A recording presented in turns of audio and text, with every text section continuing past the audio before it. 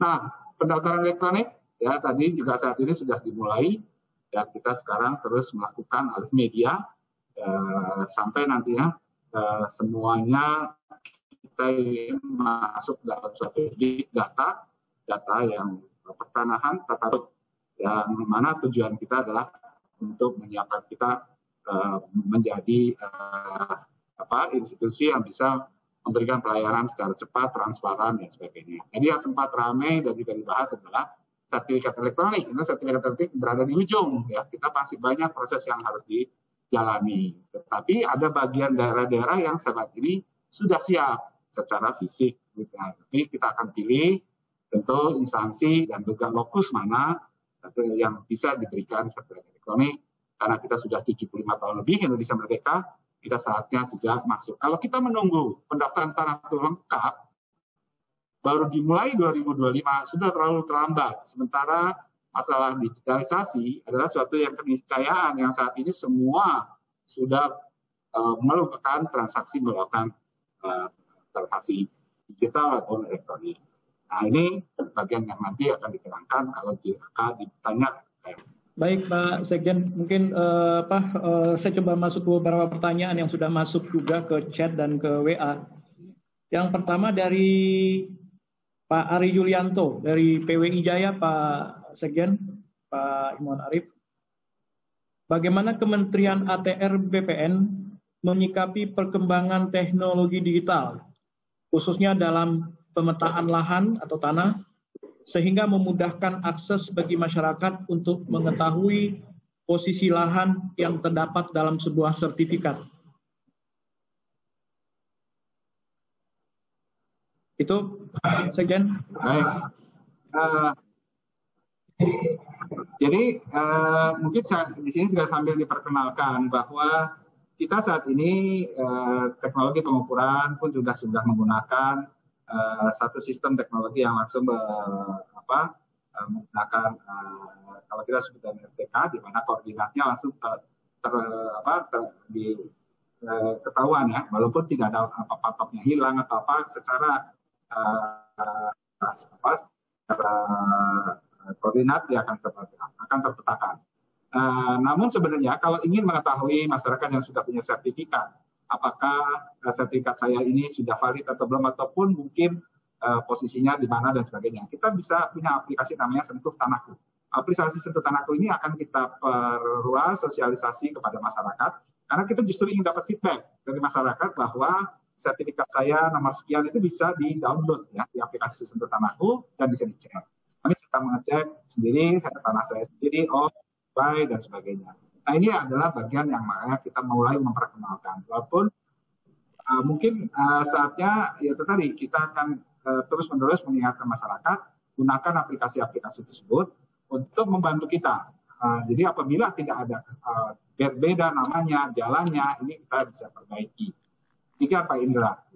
Iya, mungkin ini pertanyaan masih berhubungan Pak Sekjen dari Pak Junaidi, majalah Real Estate ya.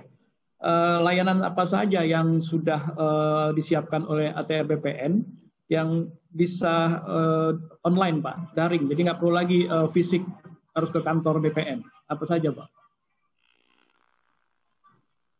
Baik, sebenarnya layanan di BPN, ATR BPN itu ratusan ya, banyak itu ya kalau di jumlah dari berdasarkan peraturan Perkaba dan dulu masih peraturan Kepala Badan tahun waktu itu masih Pak Joyo, itu banyak sekali. Tetapi terbanyak itu hanya di 5-6 layanan ya, pengecekan, lalu peralihan, hak tanggungan, proyek, ya, dan juga pemecahan. Dan ini proses. Nah, makanya kita memulai saat ini sebenarnya sudah, tadi Pak Menteri telah sampaikan, bahwa hak tanggungan itu per 8 Juli itu sudah full elektronik. Jadi kita sudah kumpul, kita sudah undang perbankan, terus IPAT, dan sebagainya, bahwa saat ini transaksi hak tanggungan sudah harus menggunakan transaksi hak tanggungan elektronik. Nah, sehingga itu pun sudah berjalan dan kita monitor di KKP kita, di komputer kita, seluruhnya hampir sudah 100%. Pastinya sudah 100% ya, karena kita tidak ada dan approve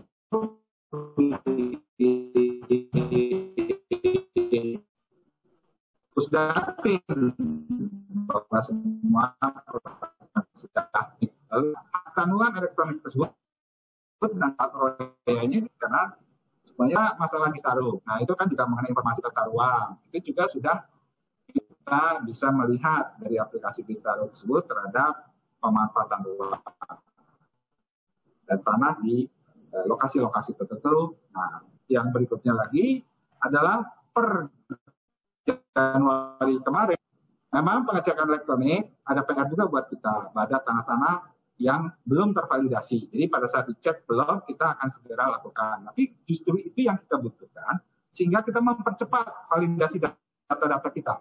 Sehingga makin lama kita juga semakin didorong untuk mempercepat validasi dan revalidasi data-data pertanahan kita. Nah, berikutnya nanti yang tadi kita mulai, kita menuju kepada layanan elektronik yang lain. Ya. Nanti masih beberapa kita pertimbangkan, karena bisnis prosesnya harus disiapkan, validasi datanya juga harus baik. Nah, SDM kita pun juga harus kita educate, ya, bahwa dia harus siap untuk memberikan bahwa data digital nanti adalah data yang paling valid, yang paling permanen, ya, dan itu akan kita terus-menerus kualitasnya kita kontrol. Dan sertifikat elektronik akan menjadi produk akhir nanti, bahwa itu sudah final, bahwa itu pasti kekuatan hukumnya, kepastian hukumnya, itu akan memberikan kepastian hukum lebih baik.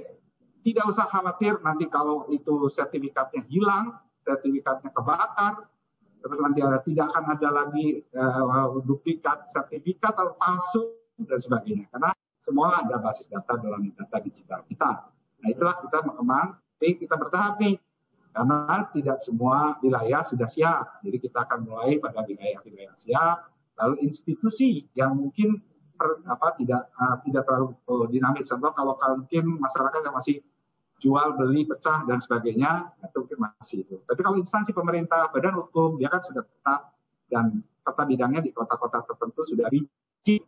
Itu Pak.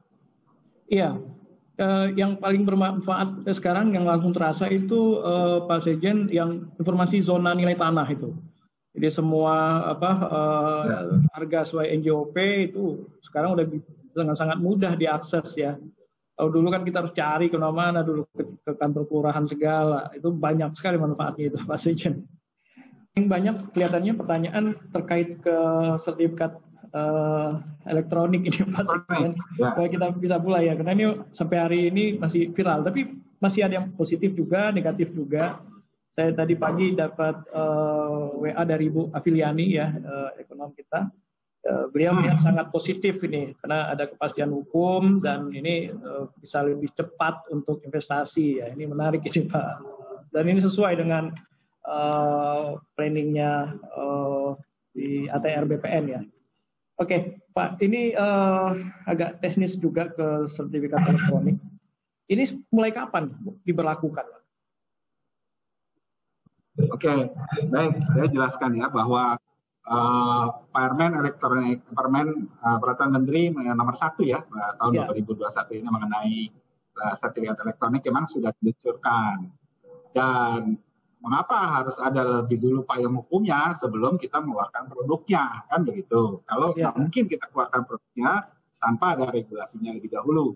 Nah, tentu bahwa kalau dilihat pasir mungkin yang polemik yang lihat selalu dia hanya cuplikannya pasal 16 ayat 3 seolah di situ menyebut kantor pertanahan akan menarik. Tapi definisinya bukan begitu, salah itu. Sebenarnya yang dipahami kalau kita runut dari pasal-pasal sebelumnya adalah kita memproses lebih dahulu semua data-data yang ada. Setelah siap, kita akan mengganti sama dengan sistem yang lain. Atau setelah semua data baik data yuridis, data fisik, telah tervalidasi, kita akan menyampaikan. Nah untuk itu karena proses ini masih panjang, kita juga tahu ada daerah-daerah yang masih belum tervalidasi, masih sangat jauh. Nah maka kita memulai dari sebuah kota-kota, daerah-daerah yang memang secara data sudah cukup baik. Dan kita memulainya juga dari instansi-instansi pemerintah dulu. Karena instansi pemerintah kan mungkin sudah nggak bergerak lagi ya, tidak dipecah lagi, tidak dijual, tidak apa, sampai ini dikenalkan lebih dahulu. Nah ini ya mungkin tahapannya mungkin diprediksi kita di semester 1 ini, apakah mungkin di bulan April atau di bulan Mei, yang mungkin akan kita sampaikan atau kita berikan kepada instansi yang sudah memang secara lokasi sudah fix. Nah, baru nantinya mulai ke badan hukum dan terakhir adalah masyarakat. Ya, di mana kalau masyarakat ini kan kita harus melihat juga. Itu pun juga kita lihat dari daerah-daerah yang sudah secara data valid dan sebagainya. Prosesnya adalah mereka diberitahu.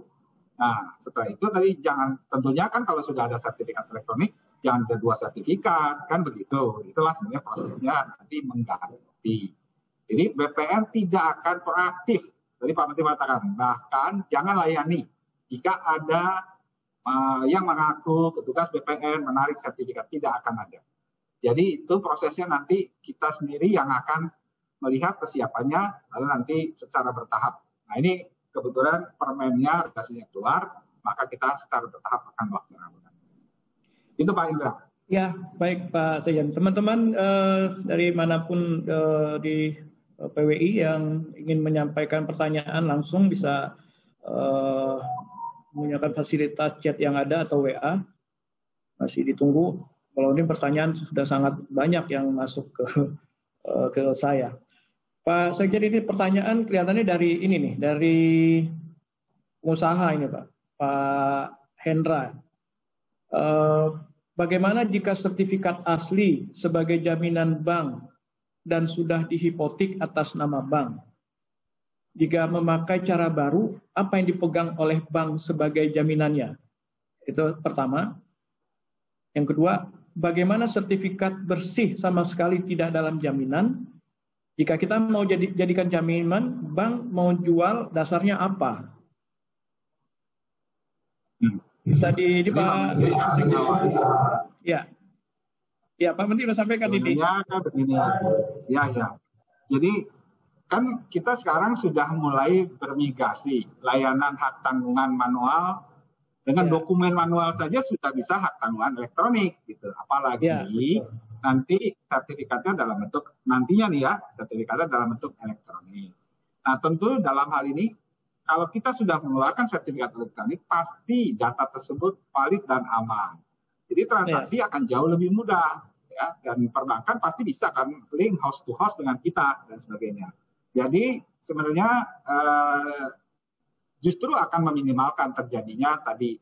Bank bagaimana? Tentunya bank akan kembali, dia punya kan ya ID ataupun sertifikat elektroniknya yang ada, dan nanti dia pasti akan melakukan. Kalau dia sudah pasang hak tanggungan, setiap nanti kalau di print, tadi saya kebetulan di wawancara CNN, saya tunjukin bentuknya nanti kalau di print itu ada keterangan bahwa dipasang hak tanggungan dan sebagainya itu ada.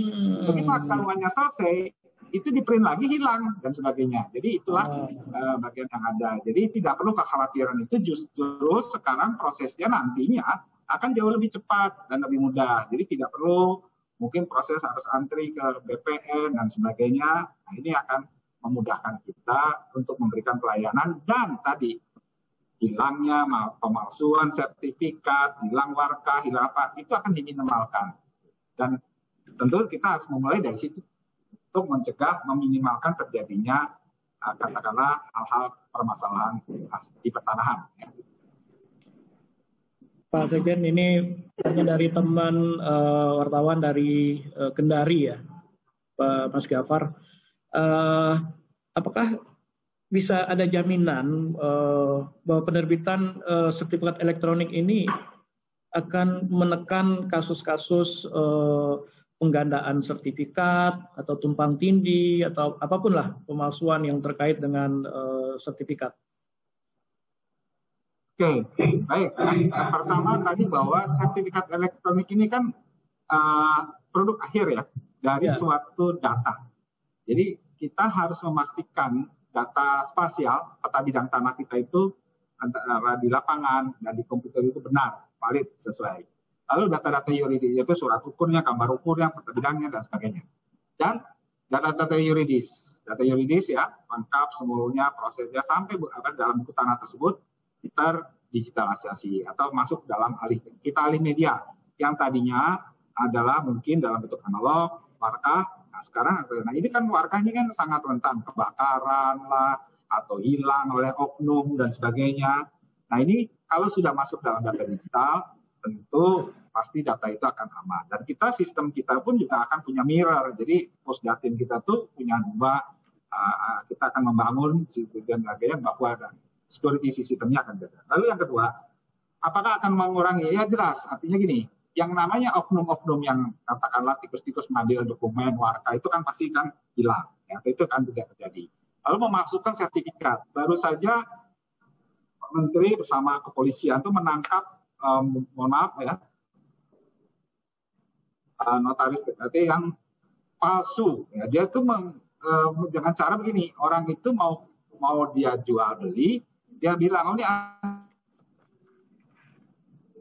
siapa enggak, dia titipkan ke tersebut sama dia ganti. Nah orang itu nggak tahu. Nah padahal itu karena sertifikatnya analog. Nah kalau sertifikat elektronik itu dengan data yang semakin kita bisa buktikan, tidak ada lagi hilang warka. Kalaupun data itu sertifikat itu hilang, itu mudah print lagi kembali. Maka kemungkinan celah-celah para orang-orang yang memang ingin bermain di dalam masalah pertanahan, mafia tanah, ini ruangnya pintunya akan semakin kita tutup. Nah inilah yang membuktikan bahwa sistem bagaimanapun sistem data digital ini sudah keniscayaan bahwa semua akan harus, hanya tinggal sekarang PR kita ini betul-betul mempercepat proses. Nah kenapa nggak nanti aja? Kalau nanti saja sudah terlambat, pendaftaran tanah presiden target 2025 selesai, terus baru kita digitalisasi, too late. Gitu. Sementara orang sekarang sudah semua transaksi digital, nah makanya kita mulai.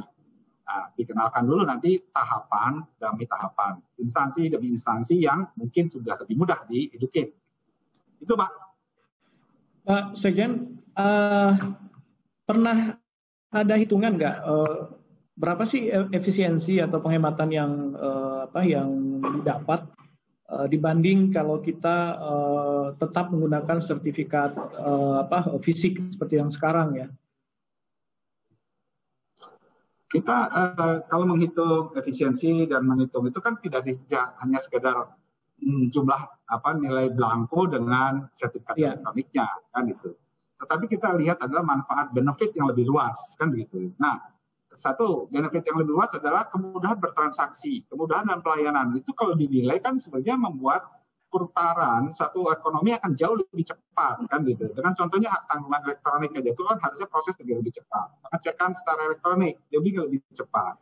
Nah, kalau dilihat di valuation pasti itu nilainya sangat besar. Tapi kalau hanya cuma mengatakan saat ini BPN mengeluarkan 40-50 miliar untuk blanko, itu terlalu kecil dan sebagainya. Tetapi ya yang lebih diberikan manfaat yaitu kepada masyarakat, kepada tadi masyarakat yang membutuhkan proses lebih cepat, kepastian hukum lebih cepat, juga tarif yang lebih transparan. Ini akan jauh benefitnya sehingga terjadi percepatan roda putaran ekonomi yang lebih meningkat. Nah ini kan tentu kontribusinya kepada perpajakan yang lebih cepat, meningkat itu nilainya mungkin jauh, mungkin bahkan triliunan itu benefit dari kita simulasi saja PNBP kita aja kita total kita prediksi kalau udah sekarang 2,5 triliun. Kalau sudah kita bisa migrasi ke layanan elektronik, kita bisa naik hampir mungkin 10 kali. PNBP-nya bisa mendapatkan, karena informasi data-data yang lainnya, nanti akan kita kumpulkan, baik data tata ruang, data nilai tanah, dan apa semua dalam sertifikat tersebut. Dan orang akan semakin senang untuk mengecek mau beli tanah dulu, dia cek lagi, dan sebagainya. Itu yang manfaat dari sistem elektronik. Ya, ini satu lagi Pak Sekjen. Sebelumnya kan ATR BPN sudah punya program PTSL ya. Nah ini tumpang tindih nggak dengan sertifikat elektronik Pak Sekjen? Ya, oke. Gini, saya jawab ini kebetulan nanti Pak Suyos bisa ada jawab juga sekalian. Pendaftaran tanah sistematik lengkap ini kan tanah-tanah yang belum didaftarkan ya, jadi tanah yang masih baru. Nah, lalu program transformasi digital ini dua-duanya. baik data tanah yang sudah lama-lama ini dilakukan pengecekan targeting data-data. Jadi ada 70 jutaan data itu. Nah ini harus paralel. Nah yang PTSL adalah mendaftarkan tanah. Nah tentu di sini PTSL pun sekarang kita sudah menuju electronic base. Pengukurannya sudah menggunakan teknologi pengukuran yang ada yang baik. Nah kita harapkan nanti bertemu selesai pada tahun 2025 seluruh data yang ada. Bahkan kita harapkan di beberapa lokasi sudah bisa mulai yang sudah lengkap untuk full melaksanakan transaksi elektroniknya. Nah itulah mungkin jadi tidak ada. Jadi PTSL itu kan mendaftarkan tanah kan gitu. Sementara ini program sertifikasi elektronik adalah bagian dari transformasi digital untuk memvalidasi data-data tanah kita sehingga nanti siap untuk elektronik. Nah begitu keluar sertifikat elektronik harusnya pasti harus sudah valid dan benar. Nah itu. Banyak pertanyaan soal mitigasi risiko nanti nih Pak Sekjen. Apakah keamanannya itu terjamin nanti setelah jadi sertifikat elektronik? Mohon izin mungkin saya lihat juga ada Pak Suyus, Pak Dela mungkin bisa memberikan tambahan terkait ke IT mungkin Pak Sekjen ya. Saya mungkin coba Pak Suyus, Pak Dela bisa sharing untuk masalah itu ya Pak. Silakan Pak. Pertanyaan terbesar memang kelihatan dari sisi keamanan. Silakan Pak Suyus. Oke, terima kasih Pak Indra. Halo? Ya, suaranya bagus Pak. Terima kasih Pak Indra, Pak Sekjen. Kaitannya dengan apa? Dengan jelas suara saya nggak Pak Indra? Jelas Pak Suyus. Kaitan dengan ini, dengan apa? Sertifikat elektronik dan PTSL ini harusnya dua hal yang saling melengkapi gitu ya. Bapak bayangkan sekarang itu dengan layanan sertifikat manual, teman-teman di BPN untuk menandatangani sertifikat itu bisa 6 atau 7 kali tanda tangan untuk satu buah sertifikat. Ini dikalikan dengan nanti jutaan sertifikat yang harus kita keluarkan. Nah sebetulnya konsep ini menjadi sangat relevan sekali dengan produk-produk yang harus dikeluarkan dalam jumlah yang banyak gitu ya. Jadi ini yang menjadi pemikiran kita kalau kaitannya dengan PTSL. Memang kita menjadi pertimbangan lain adalah kesiapan lokasi atau masyarakat kaitannya dengan format-format layanan sertifikat dalam bentuk elektronik. Makanya ini kita akan lakukan dulu untuk layanan elektronik itu akan dilakukan secara bertahap di daerah-daerah yang memang secara infrastruktur sudah siap. Misalnya yang mungkin prioritas utama kita untuk layanan ini di Jakarta dan di Surabaya. Banyak pertanyaan kaitannya dengan layanan elektronik ini. Misalnya bagaimana tadi Bapak bilang mengenai security-nya gitu ya. Jadi kita sudah menyiapkan beberapa security dan sebetulnya untuk layanan elektronik ini tadi sudah dijelaskan oleh Pak Sekjen dan Pak Menteri bahwa kita sudah mengeluarkan sekitar 400.000 atau 500.000 untuk sertifikat elektronik hak aduan. Jadi kalau Bapak pinjam ke bank. Tetapi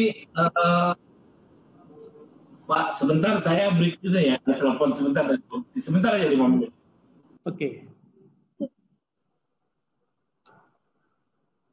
Oke, sambil tunggu Pak Dela. Masih ada beberapa pertanyaan lagi. Bisa? Pak Dela udah ada ya? Oh, ya. Silakan Pak Dela.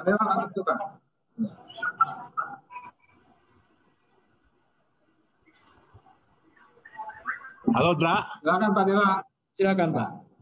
Itu tanya mengenai sekuritisasi sistem dan sebagainya mengenai bagaimana sisi keamanan sertifikat elektronik ini Pak. Ini pertanyaan yang paling banyak nih datang dari masyarakat dan juga teman-teman media.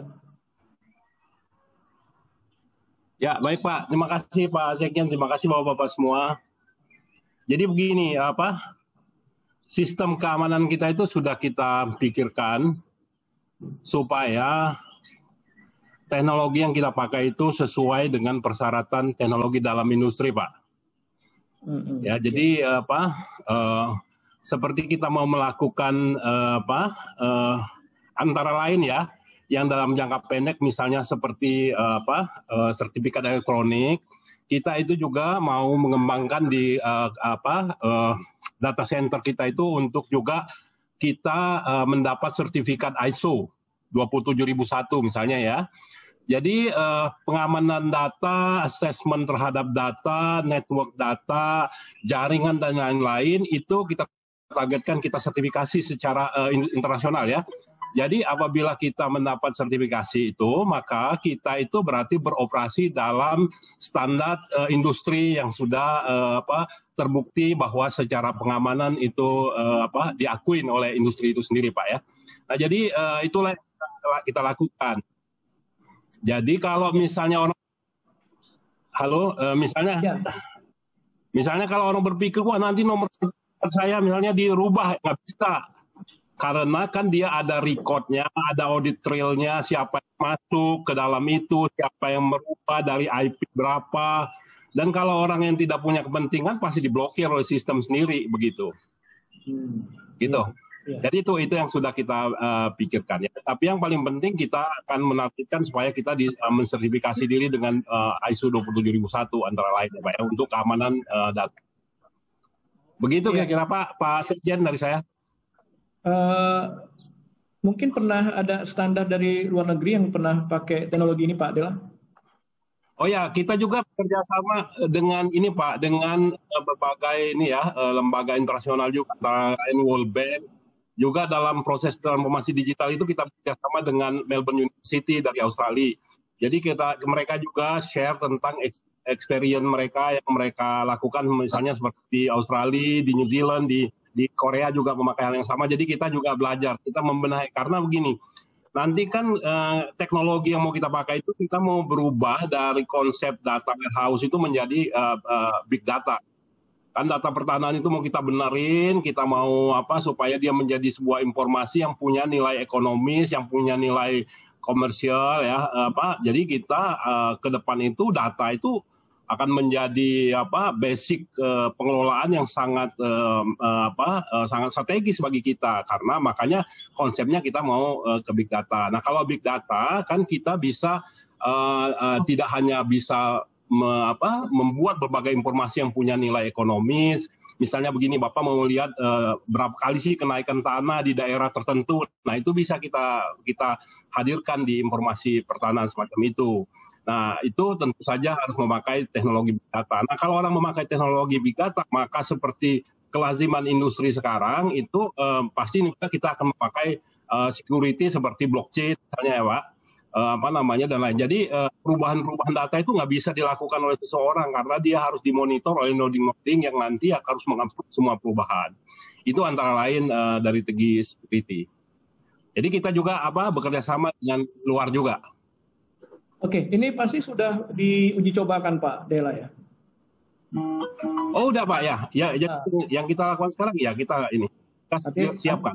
Antisipasi hacker, crime itu semua sudah mitigasi ya? Iya ya Pak.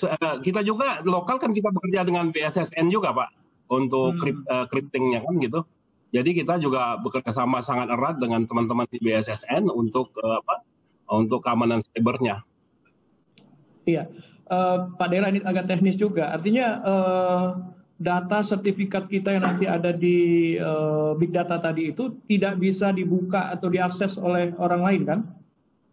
Ya, jadi begini Pak. Nanti kan kita pikir semua orang jadi gini nih, analoginya ya Pak ya. Ya, betul. Informasi pertanahan itu kalau dia sudah modern, dia itu seperti Bapak mempunyai ATM. Jadi hanya Bapak sendiri yang tahu nomor ATM-nya. Karena Bapak mau tarik uang harus pakai PIN kan. Okay. Ya kan, nggak bisa Bapak orang lain misalnya tiba-tiba saya mau ngecek tanahnya Pak Indra gitu, saya ngecek Pak Indra punya tanah di mana aja. Nggak bisa gitu. Iya. Nggak bisa.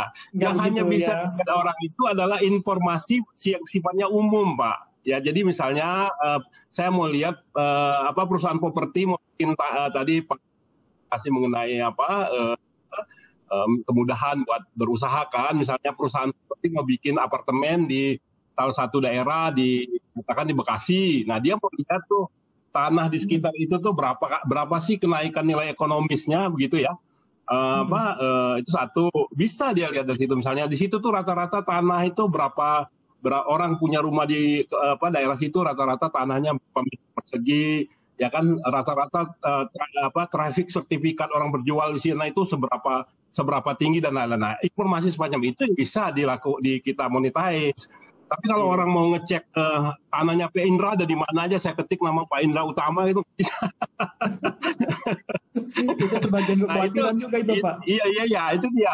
Jadi kan itu, karena itu kan sifatnya privacy, Pak. Jadi kecuali Bapak ngasih nomor login Bapak, nomor password Bapak ke orang lain, itu pun teknologi bisa nanti kita mau supaya itu bisa di-trace juga.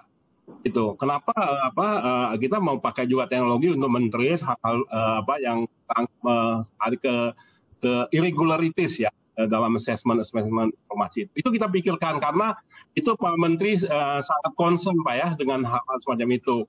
Maka kita juga bekerja sama dengan teman-teman dari World Bank, dari Melbourne Uni ya, yang untuk melihat seperti apa sih kelaziman di luar negeri situ, sehingga kita bisa manage itu dengan benar. Dari segi security itu tercover dengan baik. Begitu Pak Indra. Ya, Pak Deran sedikit lagi teknis. Jam 3 mesti ini Pak Indra. Gitu. Siap Pak Sekjen. Mungkin ada 2 pertanyaan lagi, mungkin Pak Sekjen bisa bantu menjawab. Tapi saya agak ke teknis sedikit ini, Pak Dela kebetulan ada. Itu pasti di perbankan udah nggak perlu lagi ruangan ini ya. Ruangan untuk menyimpan sertifikat, Pak Dela ya. Oh ya, jadi kan custodial itu adalah elektronik. Nanti kita akan pikirkan itu secara ininya. Ya. Mungkin itu another business juga, opportunity. Ya kan? Custody itu akan kita pikirkan juga secara digital, Pak. Sekarang belum ya, Pak? Sekarang nanti kita akan pikirkan. Kita sedang berdiskusi itu. Karena kan juga ini kan kita di Pak Menteri dan Pak Sekjen bilang itu kan dilakukan secara bertahap juga ya. Tapi terkaget-kaget lah orang Pak kalau terlalu. Iya. Oke Pak Dela, terima kasih banyak Pak Dela. Terima kasih Pak Indra. Ya, kita kembali ke Pak Sekjen, ke Pak Himawan. Ada satu pertanyaan lagi nih Pak Sekjen. Ya, silakan. Ya.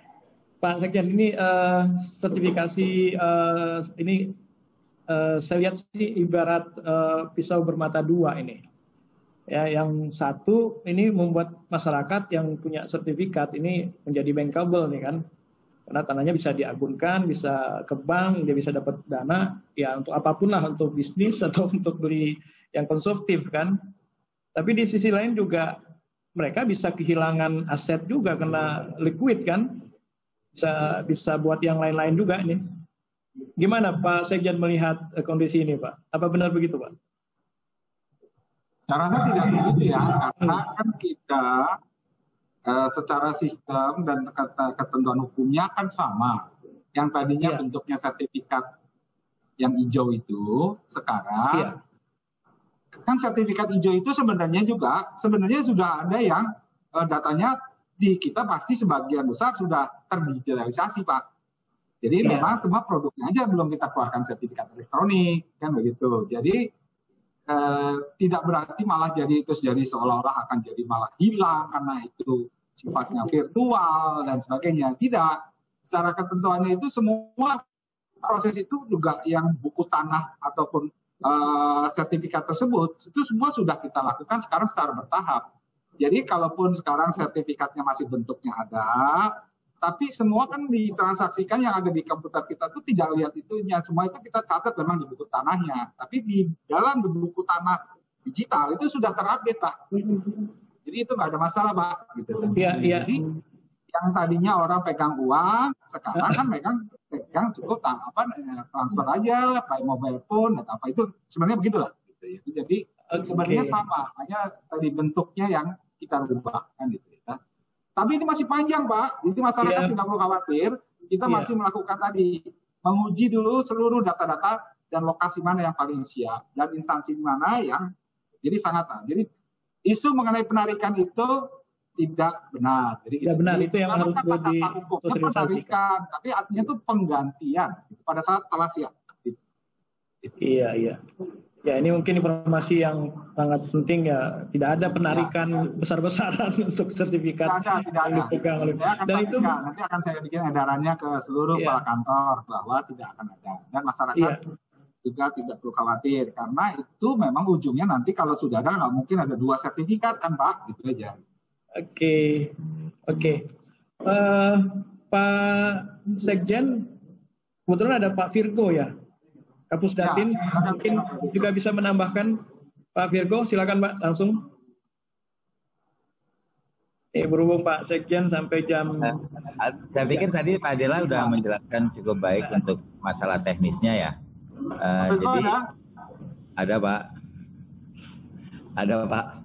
Kedengeran Pak? Silakan Pak. Ya Pak Dela tadi sudah menjelaskan secara... virtual ini Pak jadinya.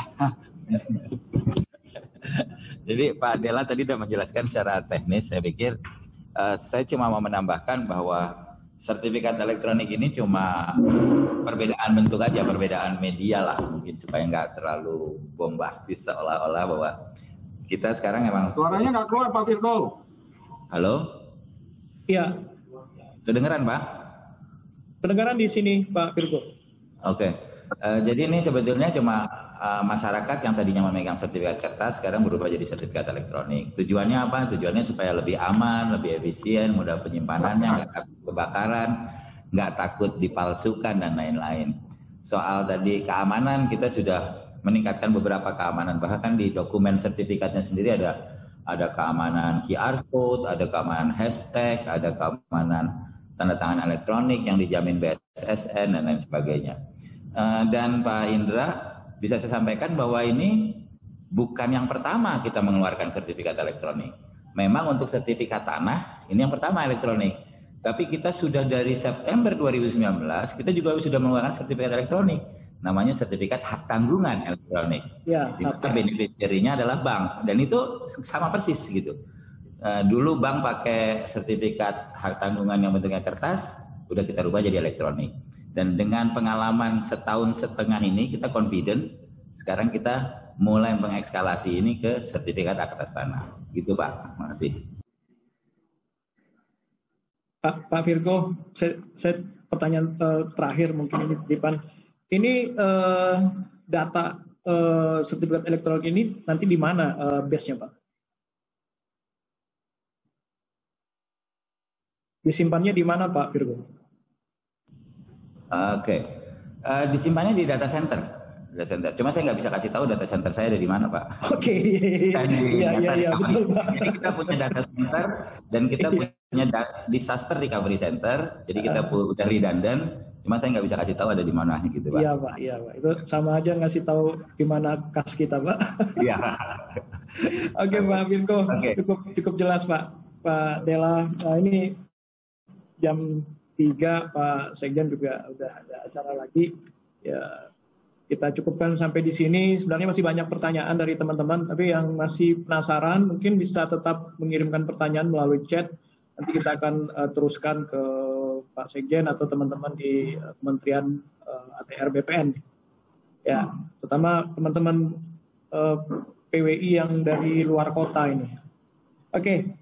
Bapak hadirin, Ibu semua, teman-teman pers yang berbahagia, alhamdulillah ya, kita cukupkan sampai di sini ya. Seluruh rangkaian sesi webinar ini, paparan pertama tadi dari Pak Menteri, Pak Sekjen, kemudian juga tambahan dari beberapa teman-teman, Pak Dela tadi, Pak Virgo juga mengenai sisi keamanan, dan ini sudah kita lalui dengan baik.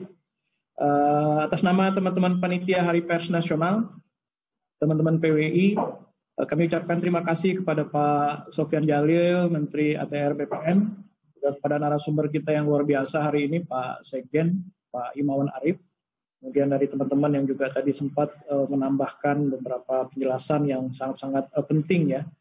Dan juga terima kasih kepada audiens yang menyimak nih sampai nggak bergeming dari 296, lumayan ini sangat antusias ya.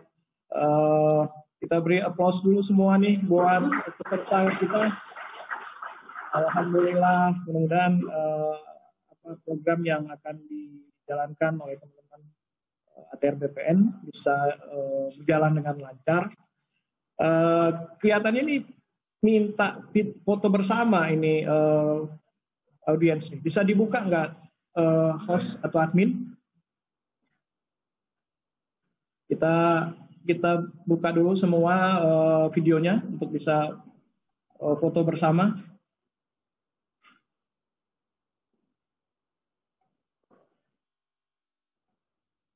Pak Sekjen, ini paling penting nih, paling ditunggu nih, narasumber utama.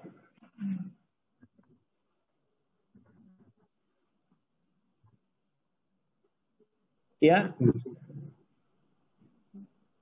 Oke, Pak Sekjen. Ya.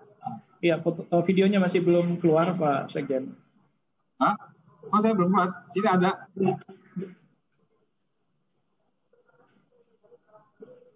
Belum keluar? Belum Pak Sekjen. Oh, ya. Di sini saya ada. Sudah keluar, Pak. Sudah keluar. Di Sudah keluar sini ya? sudah keluar. Oke. Sudah ada ya. Oke, silakan fotografer virtual kita bisa memulai untuk mengambil foto. Oke, ATR BPN. Hebat. Oke. Demikian Bapak Ibu, akhirnya saya Indra Utama atas nama teman-teman pamit undur. Terima kasih atas perhatian Anda. Sampai jumpa lagi. Assalamualaikum warahmatullahi wabarakatuh.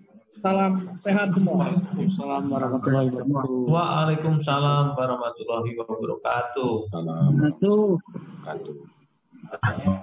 Wabarakatuh. Oras dari Medan.